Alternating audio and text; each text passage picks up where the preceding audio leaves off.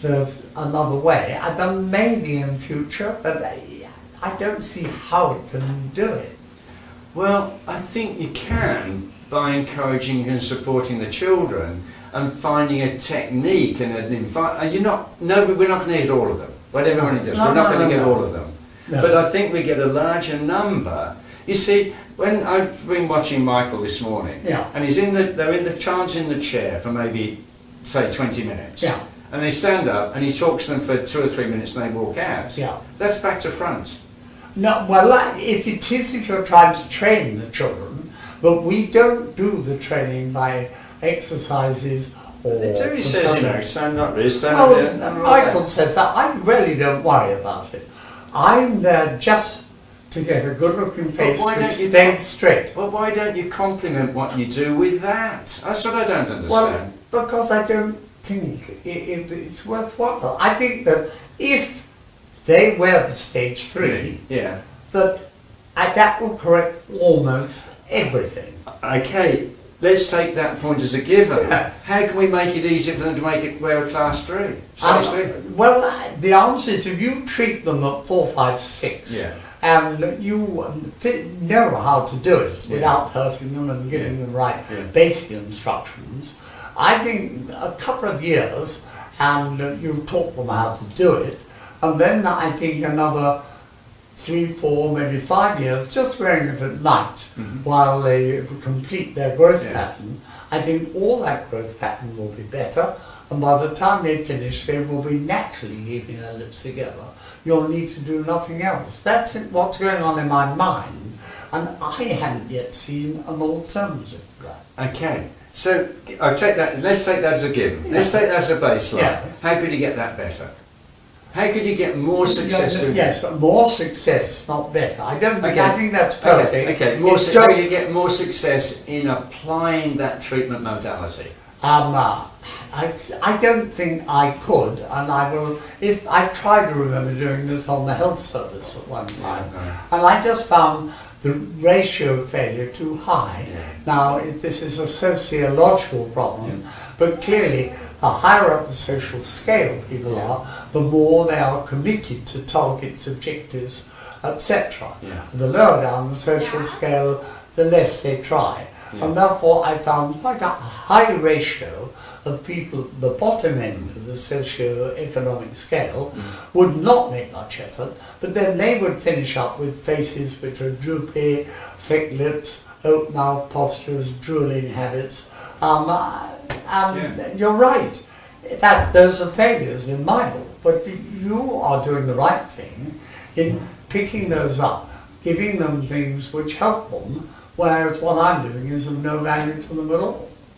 Yeah, I haven't made the point yet. The point I'm trying to make is that I think you could help the children that you're treating to achieve your goal by adding to what you do, particularly doing the sort of things that Mike does, but not necessarily that, particularly on breathing training, particularly doing these things, which you need to do in addition to make it easier for the kids to achieve those goals. But if they are wearing at stage 3, we make them wear it 20 hours a day. I understand that. Their breathing improves automatically. I understand that. I'm not talking about the cases that don't do it. I'm talking about how to make it easier for them to do it. Even those cases that work out really well, wouldn't it be better if you could make it easier for them? You're probably right. I say I don't do that, perhaps I should, but in my mind I'm saying to myself, is it actually worth it? Because to give them a lot of extra exercises, I think is distracting. I try to focus and say, do one thing, that's all you need to do. And I listen to Michael tell people to do lots of different things. Exercises, do that, chew gum. Chew gum, I think, is one of the things which is really good, easy to achieve and successful. And I do that. But most of the extra things, I think, can be more of a distraction than a long-term help. Because the objective must be the 20-year cure. Yeah, well, I think that's where we disagree then. That's where I disagree, because if you're trying to tell a child to keep their lips together and the tongue in the roof of the mouth, it's definitely easier when they sit up straight. Yes, I agree. Well, why don't you help them do that? Well, I think if they're keeping their mouths shut, they'll teach themselves. But it's sort of reverse argument. That might be true, but they have to learn. They have to nut that out themselves. But if you say to them, if you're sitting up straight and you sit up like this, sitting up straight and standing up there, it's much easier to have your mouth closed and then you're like this. Yeah. But you're trying to get their mouth closed and they're sitting like this. No, and they're on the iPad like this. No, I get very interested. I don't have the research to show it, but I think the people who successfully wear a stage 3 automatically correct their head and neck posture and even probably shoulder and spinal problems. Right. Automatically. I might be wrong, but I think they do. I think they do. I think those kids that you achieve successfully only achieve it because they get those things. Yes. I think they only get the good growth and development and stability because they sit up straight, because they don't know, because they breathe through the nose and all those things. But those things are complementary. You won't get the one without the other. No, you won't. I agree, but therefore you only need to get one. No, because no, that's why I disagree. Because I think the ones, I mean, John, don't tell me you get 100% success with the locks. Of course not. No, that's what I'm saying. Yeah. So why don't you want to try and increase that percentage? But when I look at the failures to get 100% of the lock, with nearly all of them, because they don't wear it enough, and or because they're dropping their jaw too much. Right. Now, to me, there's only one cure for either of those, and that is to adjust the locks and get them to wear it more. Yeah, but how can you help them do that? Well, if giving them exercises, we all saying, would help. Well, all I'm saying is, to get what we've got to do, they've got to sit up straight. Well, yes. Well, why don't you tell them that? Well, if they wear the stage 3 and keep their mouth shut, they'll teach that to them themselves.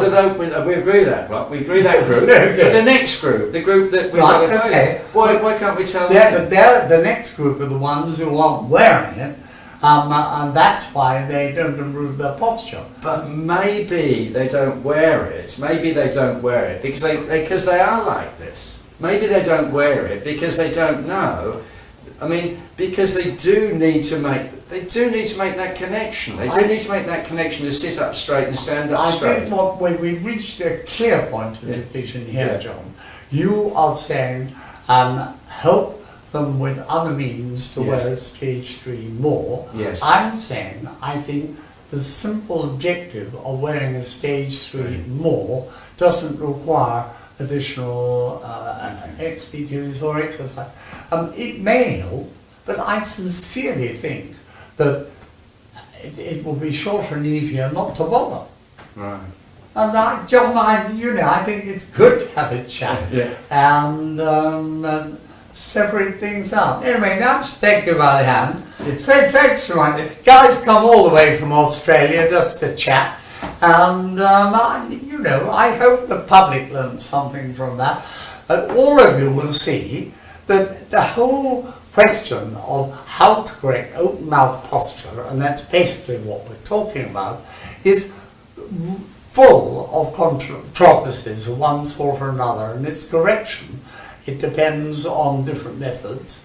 Many people feel children should be trained to keep their mouths shut, and of course every mother can do that. I tend to feel that they need simple aids which don't just help them to learn, but in a sense make them teach themselves to do so. John, is there another final word you'd like to say on that? Well, what I would say is, if I was making a point, is that what we're dealing with is a health issue. Yeah. And the health issue is to do with growth distortions within the cranium. Yeah. And to get that right is really difficult. To change growth patterns is really difficult.